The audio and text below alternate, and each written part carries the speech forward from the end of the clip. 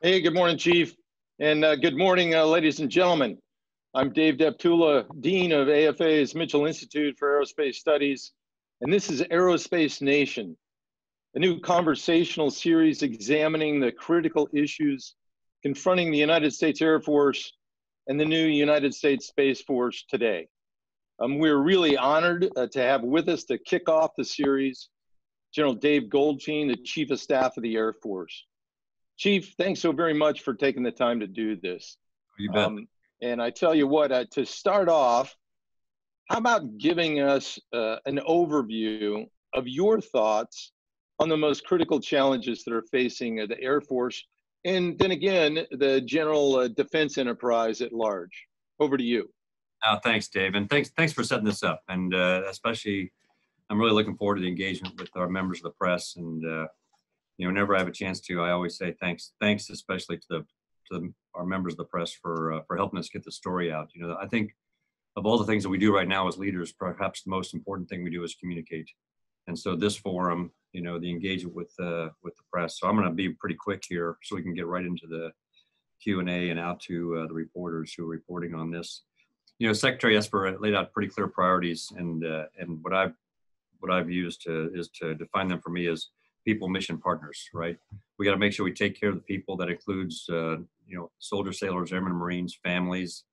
But it's about taking care of people so we can take care of the nation, because the business of the United States Air Force has not stopped. It's not business as usual, but it is business as required for how we take care of the nation. So it's people, it's mission, making sure that we understand what our mission essential tasks are. And I love to talk in the Q&A about sort of how we're doing our reset across the Air Force. Today is the day I set for establishing our reset of mission essential tasks. And the MAGCOM commanders will be reporting to me today on their assessment. And so how we continue to adjust the rheostat with this virus to do the nation's business. And it's about partners. This is a whole of government approach to this, and the Air Force plays a role along with our sister services. And so we got to make sure that we're plugged in with all of those helping agencies as we swarm against this threat. There was a great article, an article that got published yesterday in the Atlantic Monthly that I wrote just to highlight the health agencies as they, race to the sound of the guns right in the middle of this pandemic to take care of all of us. So it's about mission, it's about people, it's about partners. For us, like I said, we're not business as usual, but we are business as required. The nation still requires a safe, secure, effective nuclear deterrent. That is job one for the Air Force, that is responsible for 2/3 of the triad and most of the command and control to keep the president, commander-in-chief connected. And so that mission has not slowed down, although we have adjusted how we're going about it, which I'd be happy to talk about. We still have aircraft flying. We still have global mobility missions taking off and landing every 2.5, 3 minutes. The business of global mobility and movement, as you might imagine, not only has not slowed down, but the demand has gone up as we now look at how do we apply global mobility against this global pandemic. It's interesting, I'm in an ongoing dialogue with my international air chiefs that was initiated by the Chief of Staff of the Italian Air Force, when he shared what the Italian Air Force is looking at as they approach this pandemic. And we're in a daily conversation now about how do we approach this as international air chiefs working this together. So we're continuing to dial the rheostat, and we're looking at every day. You may know that the Secretary, Chief Raymond, and I went out to the Air Force Academy, and we're making some significant adjustments at the Academy to graduate the class of 2020 here now in just a few weeks, in April, on the 18th of April. So these are all the things that we're doing. The mission of the Air Force has not stopped. We are making, I think, smart adjustments, and I'm really looking forward to having this engagement with you and the press this morning. So I'll stop there. Oh, very good, Chief. Thank you for that overview. And I've got a couple of questions for you up front before we open it up to the media roundtable. The first one, quite frankly, relates to the explosion of online communications that evidenced by our session today. What does that say about the importance of cyber and information operations that are the mission set of the 16th Air Force? Yeah, thanks. So quick, just overview of 16th Air Force for everyone. You know, we for years have separated into somewhat stovepipes the business of cyber, ISR, being intelligence, surveillance, reconnaissance, electronic warfare, and information operations. And over the course of my first 2 years, I was really looking at, okay, how do we as an Air Force do the business of information operations, given its importance in the competitive spaces, right? How do we ensure that that our narrative is out there, because we historically have the winning narrative. That's the currency of how the United States of America operates, right? We're the good guys, and we are encumbered by this, you know, sometimes pesky thing called the truth, right? When we do information operations, because we tell the truth, and sometimes our adversaries are not so encumbered, and so, you know, that whole thing, a lie gets around the world before the truth gets its boots on. All right, so how do we operate in those spaces? And so we've combined those disciplines into one numbered Air Force, put probably the smartest, most brilliant cyber operator in charge with Tim Hawk, and said, hey, stovepipes are gone. You own these disciplines. How do you put them together to do this business of information warfare in the competitive spaces? And so he has moved out. And as you might imagine, they're discovering things. You know, sometimes as leaders, the most important thing we do, right, is plant a little Get out of the way. hell out of the way, right? So now we got young 19-year-old, 20-year-old cyber operators, right? You know, what's great about the military? We'll give a 20-year-old a really hard, wicked problem, right, to solve, and then get the hell out of their way, and they just get after it. So we're seeing we're seeing collaboration bring us to a new level, not only within 16th Air Force, but especially as we plug into combatant commanders, joint staff, you know, OSD staff. What happens when you remove the border, the tribal walls? We're actually operating now at a speed and a complexity that I'm really happy with. But I will tell you also that right now, today, you know, less than a year into it, we've just scratched the surface on the true capability of this numbered Air Force. Very good. Now, your FY 2021 budget proposal included some very difficult trades of legacy capacity for investment in future capability. Could you give us a little bit of description on how your engagement with Capitol Hill has been going so far on this subject, and have you run into any surprises?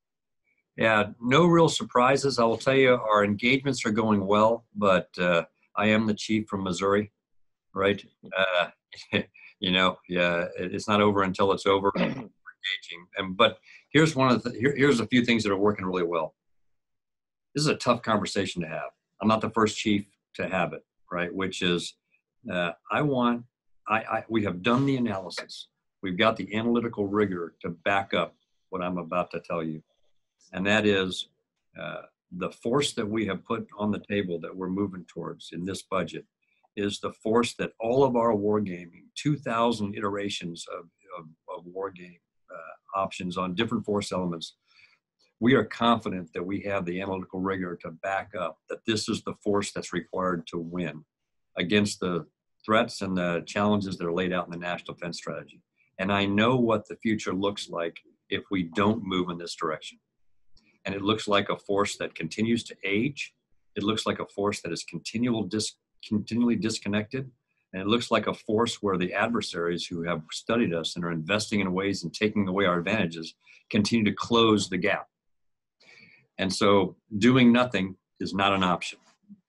But the conversation I'm having on the Hill that is challenging is, I want you to support giving up something you can actually go kick the tires, light the fires, and grab, which is a legacy aircraft that doesn't play significantly in that future fight. And I'm asking you to give that up, which comes with jobs and people and constituency. Right. And I'm asking you to invest in something you can actually put your hands on, which is the digital foundation and the common data structure to be able to connect the force in ways that today's is not connected. Because I believe that's the foundational work that we have to do to, if we're ever going to accomplish joint all domain operations, if we're ever going to be able to connect soldiers, sailors, airmen, and Marines, platforms, sensors, weapons, and leaders to be able to bring the volume of fires and the volume of effects that we need to overwhelm an adversary, you can't skip the step of setting the digital foundation and getting the data right, because data is the currency of future operations. So this is a tough conversation to have, and to make it even tougher, I've got to tell Congress that, oh, by the way, significant amount of the Air Force portfolio is classified. So I'm also asking you to give up something that's unclassified that we can talk about to invest in something that's classified that we can't. That's a tough conversation to have. Right now, we have tripled the number of engagements we have done on the Hill, one-on-one to one-on-two in the classified spaces. And when they see what we're buying, I will tell you, I have not had one member of Congress or one staffer not look at me and say, I get it. I got it. This makes perfect sense. So we'll see, right? It's a tough conversation to have, but I think we're heading the right direction. Well, thanks for that insight, Chief. You've also been, and you mentioned it, a key leader in the Department of Defense championing all domain command and control. How's this effort proceeding in the context of getting support from the other services in OSD? How do you ensure that the Air Force develops necessary capabilities, but at the same time doesn't fall victim to a pattern that we've observed with programs like GPS, where the Air Force is the bill payer for capability that's enjoyed by all? Yeah, so I will tell you that I'm really proud of where we have come now in the number of years that we have been pushing this. This is not actually just a 3.5, 4 year effort, right? This is actually goes well before us, right? You were championing this long ago. Many of my predecessors have been championing this idea. So now the question is sort of where have we landed right now? And I liken this to the debate we had on Joint STARS recapitalization, right? When we went to Congress and said, we really don't believe the right approach is to replace a platform for a platform because it doesn't significantly improve our combat capability and our lethality. We have an alternative plan. Congress supported us. But I will share my personal opinion. There's one major reason why Congress supported us, and that was it was not just the United States Air Force making this pitch. I sat down with Mark Melley before when he was Chief Staff of the Army, and Bob Neller when he was the Commandant Marine Corps, and said, look, I'm going to lay out your plan. I'm going to lay out the plan. And before we go down this path, I got to know, are you with me or not? Right? You can't be passive here. Right? You can't just give me the right. Do you believe that what we're proposing better supports soldiers and Marines on the ground on day one of a campaign, or don't you? And after they looked at it, they said, hey, man, we are 100% with you. We got it. We won that debate in the office calls prior to the hearing, not in the hearing. We won that debate because we had 3 service chiefs, 3 joint chiefs that all locked arms and said, we believe this is the right way to go. That's how we're going to win joint all domain command and control. Not from any one service chief, but all the service chiefs walking in and saying, we have studied the plan. We have looked at where we're going. We see ourselves in this vision. This is not a single service solution. And therefore, we are in. Today, I can confidently tell you that's where we sit amongst the joint chiefs. This is a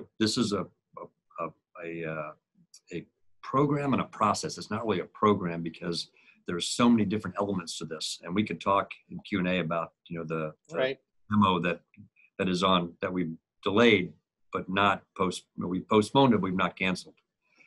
John Hyten, one of the smartest individuals, and quite frankly one of the greatest leaders our Air Force has ever raised, is in charge of this on behalf of the chairman. The chairman is leading us towards a new warfighting concept. And you can't get there if you don't set the digital foundation and get the data right. John Hyten is in charge of that effort. we are his execution arm on behalf of the Joint Chiefs, all of us going forward together. So I'm pretty proud of the fact that we signed a memo and said to the Secretary of Defense, our number one priority as Joint Chiefs is nuclear command and control, and our number two priority is joint all-domain command and control. And go, by the way, the two are absolutely linked. You can't do one without the other. Okay, let me switch gears a little bit. The ground-based strategic deterrent has been an Air Force priority for years. But back to our friends on Capitol Hill, there's some over there who have raised objections regarding the need to recapitalize our aging ICBM force. Yeah. So what are you telling these individuals about the importance of this program? Yeah, 3 points I make continually. That's number one, the Russians just completed their recap, and we've got members high up in the Russian military leadership who talk openly, not in classified realms, but openly about the introduction of nuclear weapons in any conflict in the future. So that's number one. And they just completed the recapitalization of their triad. Number two, I would never advise in any way, shape, or form a civilian leader in terms of our military advice that we should unilaterally reduce our capacity and capability without getting anything in return. That to me would be perhaps the worst advice I could ever give, and I would advise against that strongly. And number three, I would never, ever advise that we should give up our second strike capability. And if you remove the ICBM force, you put that at risk. And I won't go into any more detail than that in terms of staying in the unclassified realms. But look, we got several hundred missiles buried in the northern tier. There is no adversary on the planet that has what it takes to take them out. They're too deep. They don't have enough. And so we will always, always have a second strike capability that will destroy any nation who chooses to take us on, because they cannot take out that leg. I would never advise anyone to give up that second strike capability as we look at our war plans. Thanks, Chief. Now, turning to really recent events. Just last week, the landmark economic rescue bill topped over $2.2 trillion. And it included about $10.5 billion for defense, but that was only about 1/200th of the bill. How do you see the fiscal realities of the impact of the coronavirus affecting future defense priorities? Yeah, what I worry about perhaps as much as anything else is the health of our industrial base, because I started a pretty robust conversation, my first year with CEOs, and said, look, I've never been a CEO, but I am your customer, and I want to know how to be a better customer. And so we've had this ongoing dialogue now, because one of the things they told me is, hey, Chief, we make bets and take risk, financial risk in our company based on what we hear you say. And we need clarity in terms of where you're going so we can make smart financial decisions. That was a really helpful conversation that we have kept up now over time. And I periodically check in with them. We had a dinner at the Air House with several CEOs just to, again, take a look at joint all-domain command and control and how we work this. So as we go through right now, we're in this ongoing discussion with our key defense industry partners to take a look at how do we keep these lines going? How do we keep in this world now of social distancing and COVID? How do we ensure that we emerge at the back end with a defense industrial base that is healthy and able to keep the parts coming, keep the supplies going, keep the new modernization on track that we need? And so we're working fairly aggressively with them. We're listening to them. And then we bring those concerns into the OSD to Secretary Lord and the team there. And so we're focused right now on the industrial base. Inside the Air Force, we continue to track any costs associated with our response to COVID. when it comes to, remember, I mean, when it comes to, taking care of people, it's taking care of people to take care of the nation, right? It's not taking care of people to take care of people. So we got missions that the nation expects and demands from the United States Air Force, and we got to be there. And one of the ways to be there is to ensure that we're healthy. And so we're tracking all of our costs associated with how we're responding, and I think a very receptive audience within OSD on making sure that all the services are plugged in. Yeah, just a bit of a follow-up, but do you foresee that there'll be greater pressure on defense as a bill payer as we move into the out years? Yeah, it's a good question, Dave. I'd just say maybe for sure, because I say maybe only because what we don't know is what the fiscal landscape looks like for the nation as we merge in the back end of this, right?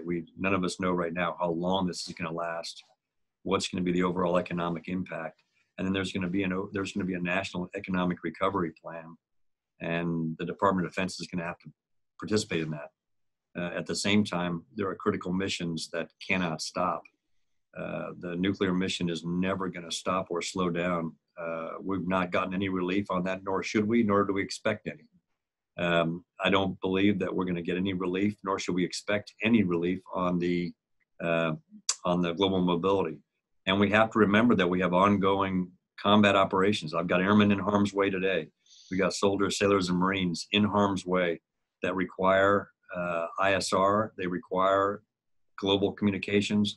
They require things that the United States Air Force does, and only the United States Air Force does in many areas.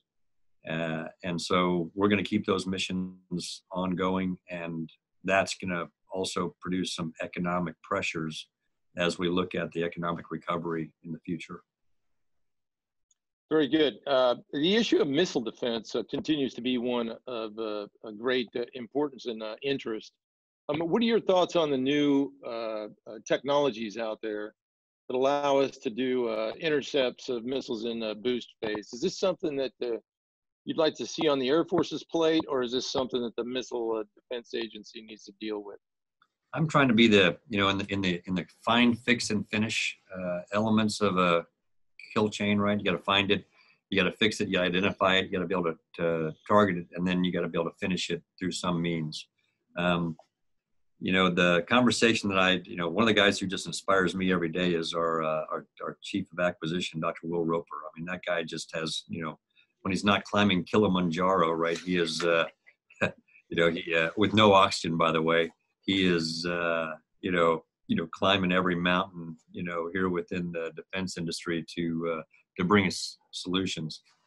And so, I mean, he's just one of these, he's inspiring when it comes to, leaning forward, and has got the Air Force doing what the Air Force needs to be doing, which is we got to be the innovative engine. We're the right. We're the ones, we're a technology centric organization, and how do we free up the innovative brilliance of young airmen through our young program officers to go forward. So I try to be the conscience a little bit of the department when it comes to find, fix, finish, because it's so easy to talk about finish, right? It's so easy to talk about long range fires. It's so easy to talk about all these things, but the question I always ask in every conversation is, okay, on that, program chart that you're laying in front of us, exactly where do you solve the find and fix part of this, right? I mean, if you want to do long range fires, hypersonics, all these things, if you want to do artificial intelligence, exactly how are you going to get the data that you require to do artificial intelligence? Who's solving that for you? And, there's this long pause in the room, and I use that pause to say, okay, so let's talk about Joint All-Domain Command and Control. Let's talk about what that is designed to do. It is about getting digital engineering and common data architecture to allow you to now do long-range missile defense. You can't skip this step. As much as you would like to, you've got to do this. I mean, I've had this conversation over and over again with leaders to say, look, industry has learned this. You don't become an AI company without getting your data architecture right. You don't become a digital organization unless you do your digital engineering. And that's got to be beyond the United States Air Force. This is common architecture across the services. And so I'm excited about the technologies of the future. I love the big game changers we talk about. But I will tell you that I'm also trying to be the conscience in the room that says, okay, I got it. These are wonderful things. Quantum, I love it. Directed energy, got it. All there. How are you going to find and how are you going to fix? All right, very good, Chief. A topic that's been discussed for years is the balance between stand-in and standoff capability. With the Army, the Navy, the Marine Corps, and the Air Force, all investing in long-range strike systems, is it possible that the services might be over-investing in some areas while leaving gaps in others? And if that's the case, what do you see as the best way to ensure that objectives are being met in the most cost-effective means possible? Yeah, maybe a couple things that's just sort of, in my tenure as chief, I have not yet experienced a declining budget, right? So for the time I've been in chief, my challenge has been, okay, how do I build the Air Force we need to win in the kind of conflicts that I see coming based on the best intelligence, not just within the United States Air Force, but across the intelligence community.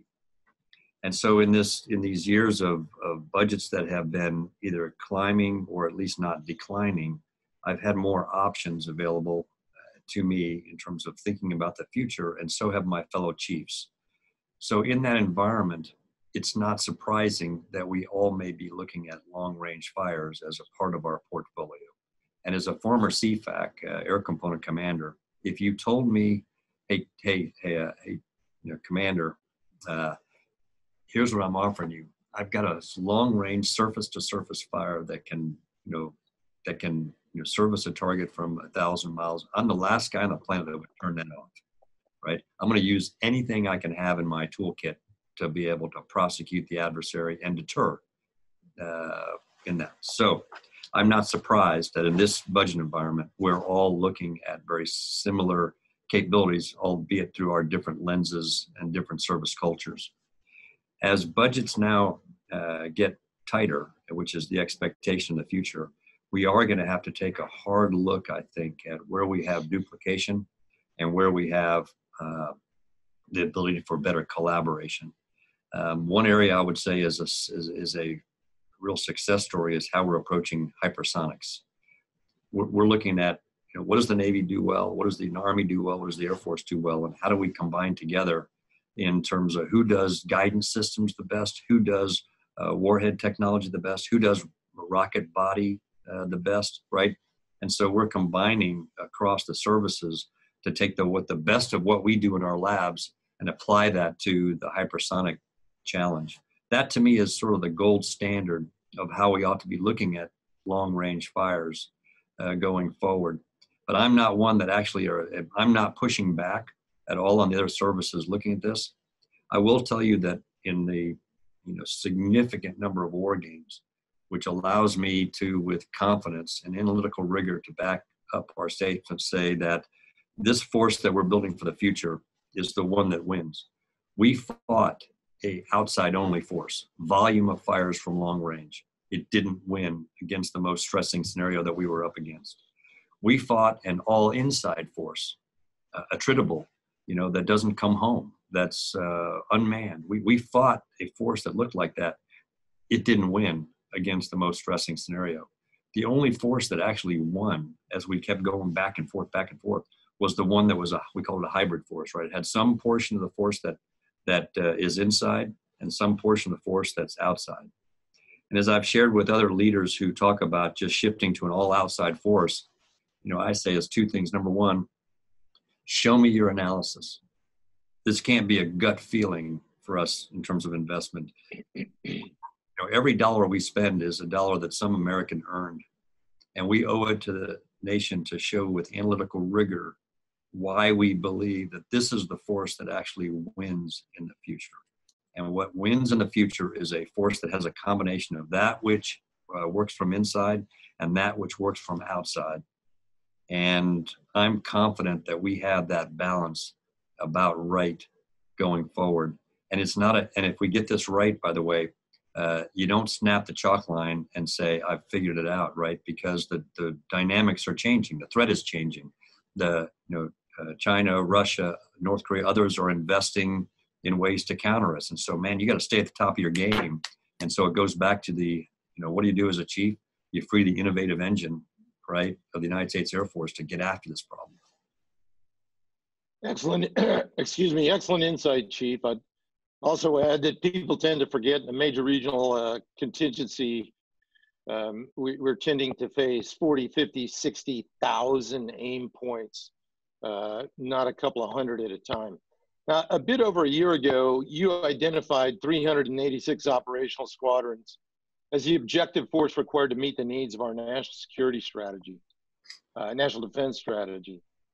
You discussed that earlier a bit, that the Air Force needs to take some near-term risk to afford long-term priorities.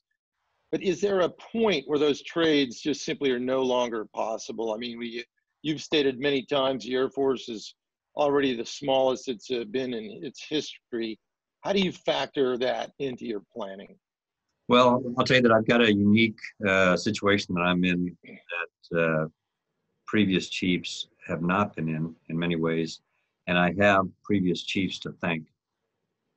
In the past, when we have given up capacity to modernize for the future and gotten smaller, we didn't have hot lines producing new capability. So I'm in an environment where, based on the great work of my predecessors, I have a hot line of fighters that is producing aircraft, F-35, a hot line of bombers that's producing the B-21, a hot line of trainers that's producing the T-7, a hot line of ISR, right? So I've got hot lines that are actually producing, albeit not at the rate that I would like to recapitalize, but life gets in the way of the perfect plan. Again, back to why do we have to keep the defense industry healthy? Because the foundation of moving forward is I've got hot lines of new capability that are producing.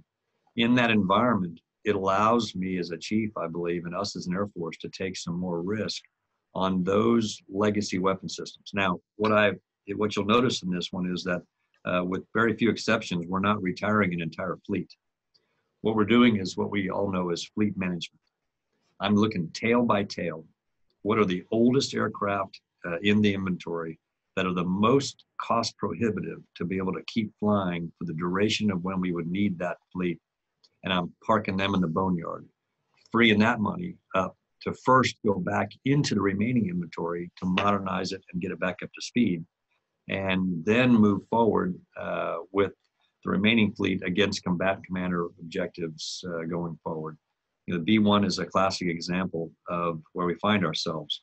19 years of warfare. And oh, by the way, I'm one of the guys who's at fault here, because I'm one of the guys who wouldn't give up the B-1 because I needed that firepower, and I needed to get up to the northwestern portions of Afghanistan the time I was there. And there was no better weapon system to do that. So we took this weapon system that was designed to fly with the wings back, at low altitude and high speed.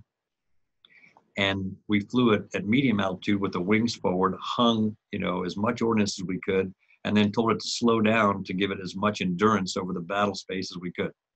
That put stresses on that weapon systems because we flew it in a way that it was just not designed to fly, right? We adjust. That's what we do as airmen. And so now we find ourselves in a situation where many of those aircraft, it's cost prohibitive to, get them back to where we need. So we're going to take some number of them, retire them, but the remaining B-1 fleet is going to be exceptional. It will continue to fly into the 2030s. In the meantime, I got a hot line of replacement aircraft that are coming off the line. Okay, very good. 2020 has seen a tremendous historic change for the Department of the Air Force, with General Jay Raymond coming on board as a new service chief, as a chief of space operations. How's it working in a department with two service chiefs now, and how's that changing the way in which you lead? And what are some of your biggest lessons learned to date? Yeah, thanks, Dave. I mean, I'll tell you that I've been on my own individual journey. You can go back and look at press statements that were, in the beginning, that when I was looking at this in the beginning, and I started taking I mean, as soon as the president talked about separate service, you know, I did my own. I went out to both launch locations. I visited more space operations wings than any other kind of wings in the Air Force, and I talked to folks and I listened, and I came to my own conclusion that the president's got this one exactly right. And I say that, you know, as an apolitical general officer here, that that I think that that the nation right now requires a separate service.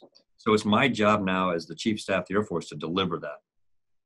And so Chief Raymond is my peer in every way, shape, and form. And I believe in the time that I have remaining, both for Chief Raymond and for his spouse, Molly, it's my job to set this new service chief and this new service up for success. And so one of the pictures I use when I talk about this in every forum I can, I've got this picture of me holding my two granddaughters, Ava and Ray, right? And I introduced them. I said, okay, I want you to introduce my granddaughters. They don't know this yet because they're 2 years old, but they are members of the class of 2040 at the United States Air Force Academy. You know, they'll learn this later, right?